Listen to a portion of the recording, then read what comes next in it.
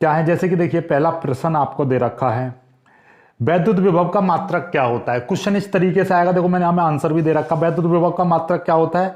वैद्युत विभव का मात्रक होता है जूल अपॉन कूलाम। क्या, जूल बट्टे कूलाम। तो इसके बारे में दो तीन बातें और देखो नीचे लिख दी हैं। क्या लिख दी हैं कि हम जानते हैं कि वैद्युत विभव का जो सूत्र होता है वो क्या होता है, कार्य बट्टे आवेश होता है। ठीक है, क्या होता है, कार्य बट्टे आवेश। तो वैद्युत विभव का मात्रक कैसे निकलेगा, कार्य का मात्रक बट्टे आवेश का मात्रक, यानी कि जूल बट्टे कूलाम।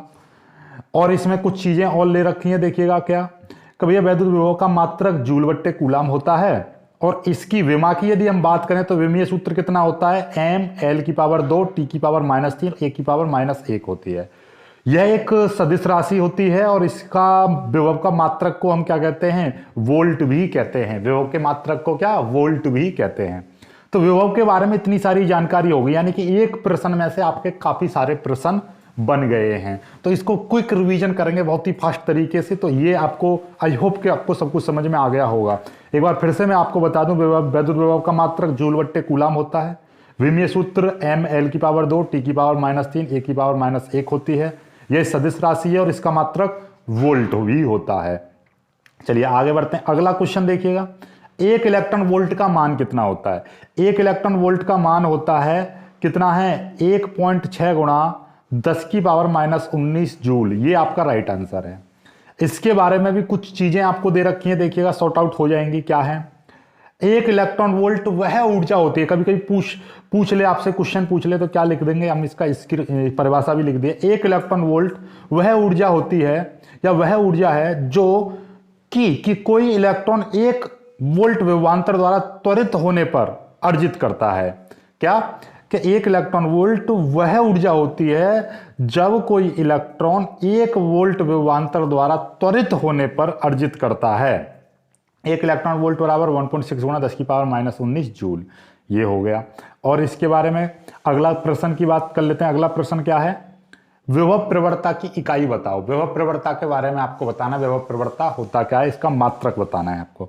तो विभव प्रवणता का मात्रक क्या होता है, वोल्ट प्रति मीटर, यानी कि वोल्ट बट्टे मीटर। ये विभव प्रवणता का मात्रक होता है।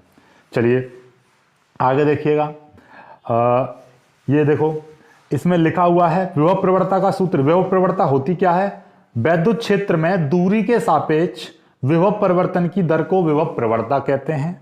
यह भी आपको पता चल गया। क्या है विभव प्रवणता, बेसिकली होती क्या है। तो एक नंबर में क्वेश्चन ऐसे आ जाए तो आप इसकी परिभाषा भी लिख दोगे। विद्युत क्षेत्र में दूरी के सापेक्ष विभव परिवर्तन की समय दर को क्या कहते हैं, विभव प्रवणता कहते हैं। विभव प्रवणता का सूत्र कितना है, dv बट्टे dx। इसमें माइनस भी लगा देते हैं यहाँ पे, ठीक है, क्या -dv बट्टे dx। और ये v वो वाला है, विभव वाला v, कैपिटल v लगाना, ठीक है। चलिए आगे की बात करते हैं। इसका मात्रक वोल्ट प्रति मीटर या न्यूटन प्रति कूलाम होता है। विभव प्रवणता का मात्रक न्यूटन बट्टे कूलाम या वोल्ट बट्टे मीटर होता है। यह एक सदिश राशि होती है जिसकी दिशा निम्न विभव से उच्च विभव की ओर होती है। याद रखना, ये एक सदिश राशि है और इसकी जो दिशा है वो निम्न विभव से उच्च विभव की ओर होती है। चलिए आगे की ओर बढ़ते हैं। आगे देखिएगा, अगला वैद्युत धारिता का सूत्र आपको बताना है। वैद्युत धारिता का विमीय सूत्र क्या होता है। तो वैद्युत धारिता का सूत्र क्या है, ये रहा विमीय सूत्र। वैद्युत धारिता यानी कि जो C, ठीक है, तो क्या है, m की पावर -1 l की पावर -2 t की पावर 4 a की पावर 2। ये वैद्युत धारिता का विमीय सूत्र है। आगे देखिएगा, इसका ये भी दे रखा है आपका, आवेश तथा वैद्युत विभव के अनुपात को हम क्या कहते हैं, चालक की धारिता कहते हैं। यानी कि आवेश C बराबर, नॉर्मली C बराबर क्या होता है फॉर्मूला, C बराबर आपका Q बट्टे V, ये ठीक है। तो यही फॉर्मूला है धारिता का। और आवेश और वैद्युत विभव के अनुपात को हम धारिता कहते हैं। इसका धारिता का फॉर्मूला आवेश बट्टे विभव हो गया।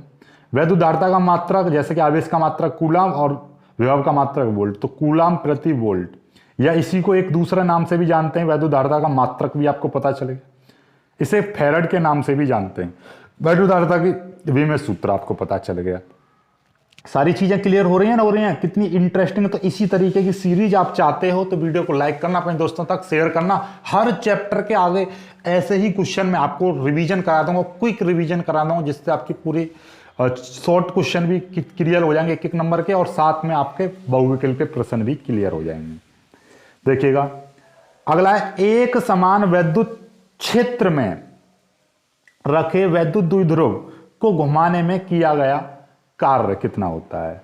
तो देख लीजिए, एक समान वैद्युत क्षेत्र में रखे वैद्युत द्विध्रुव को घुमाने में 90 डिग्री घुमाने में किया गया कार्य कितना है, इतना। तो आप जानते हो कितना होता है, पीई होता है। पीई क्यों, वैद्युत द्विध्रुव को घुमाने में किया गया कार्य। देखिए नॉर्मली हम जानते हैं, देखिए क्या जानते हैं हम, कि कार्य बराबर फॉर्मूला क्या, हम जानते हैं कि एक समान विद्युत क्षेत्र में द्विध्रुव को घुमाने में किया गया कार्य कितना होता है, W बराबर पीई 1 माइनस कॉस थीटा। जहां पर P क्या होता है, P आपका वैद्युत द्विध्रुव आघूर्ण होता है, E वैद्युत क्षेत्र होता है, ये 1 माइनस कॉस थीटा ये सूत्र में होता है।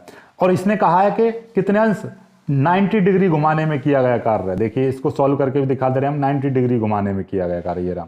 तो 90 डिग्री घुमाने का मतलब क्या हुआ, ये देख लीजिए, 90 डिग्री हम घुमा देंगे उसको, यानी कि पीई 1 माइनस कॉस थीटा था, कॉस थीटा की जगह कॉस 90 आ गया। कॉस 90 का मान कितना होता है, 0 होता है। ये पूरा 0 तो कितना आ जाएगा, पीई बचेगा। तो डब्ल्यू बराबर पीई। तो इसलिए ये जो क्वेश्चन है आपका ये आ गया नॉर्मली।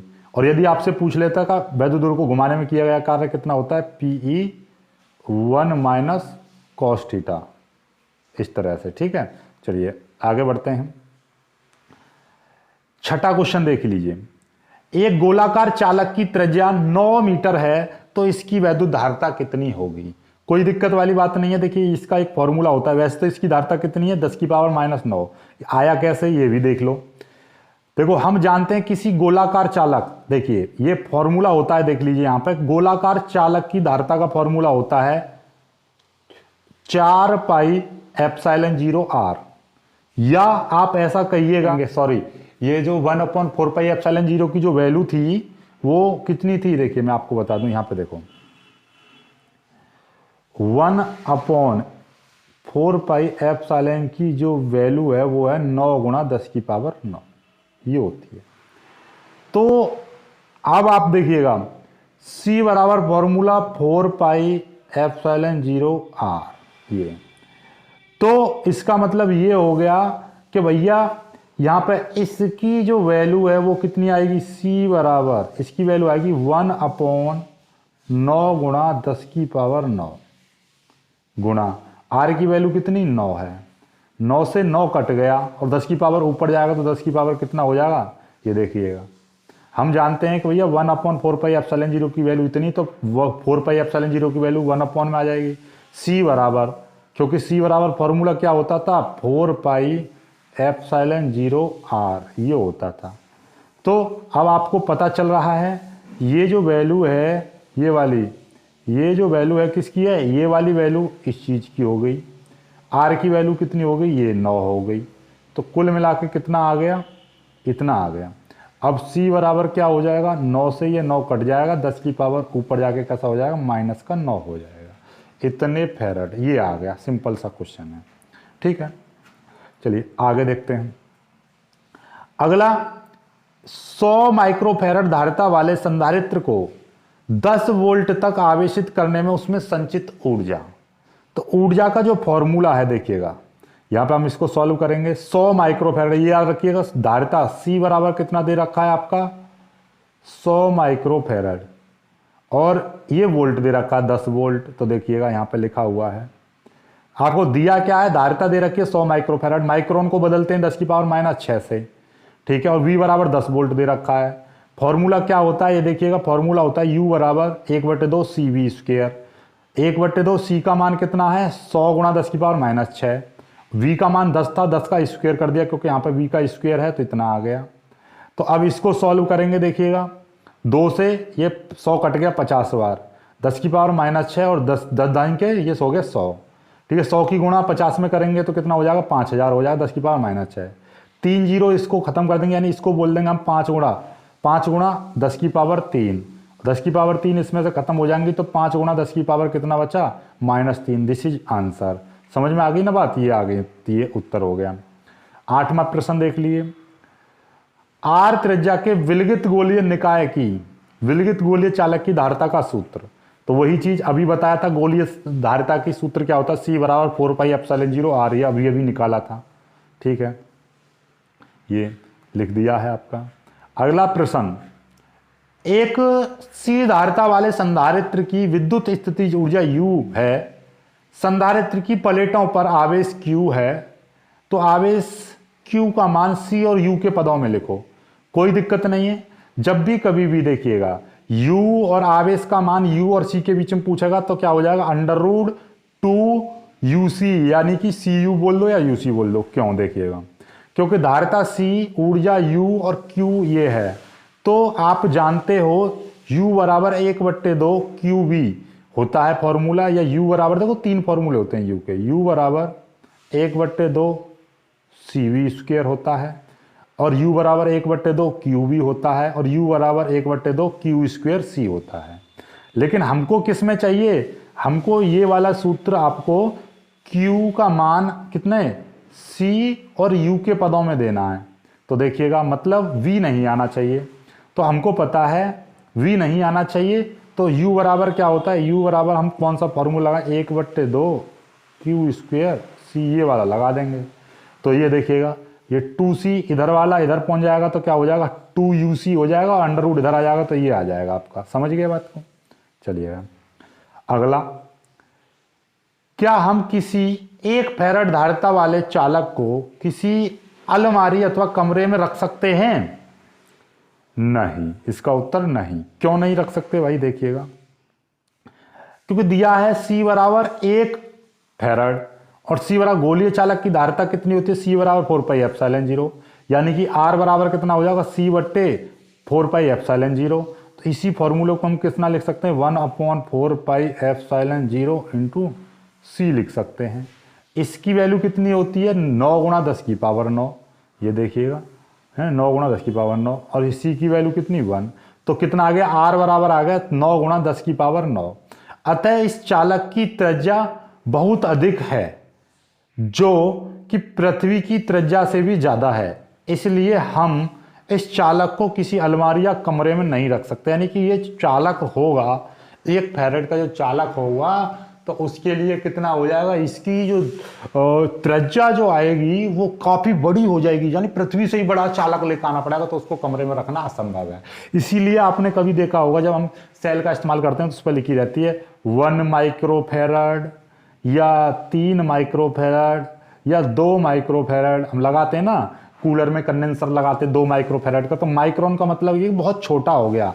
माइक्रोन का मतलब क्या होता है, माइक्रोन का मतलब 10⁻⁻⁶, यानी इकाई, दहाई, सैकड़ा, हजार, 10,000, लाख, यानी कि 2 का 10 लाखवां हिस्सा, इस तरह से। ठीक है, आई होप कि आज की वीडियो आपको बहुत ज़्यादा पसंद आई होगी। इसी तरीके की आपको वीडियो चाहिए तो कमेंट जरूर करना, और इस वीडियो को ज़्यादा से ज़्यादा शेयर करना। इसी तरीके से हम क्विक रिवीजन में फटाफट सारे प्रश्नों को सॉल्व करा देंगे, और बहुत ही जल्दी हम पूरी किताब के रिवीजन करा देंगे, तो आपकी तैयारी बहुत ही अच्छे से हो जाएगी।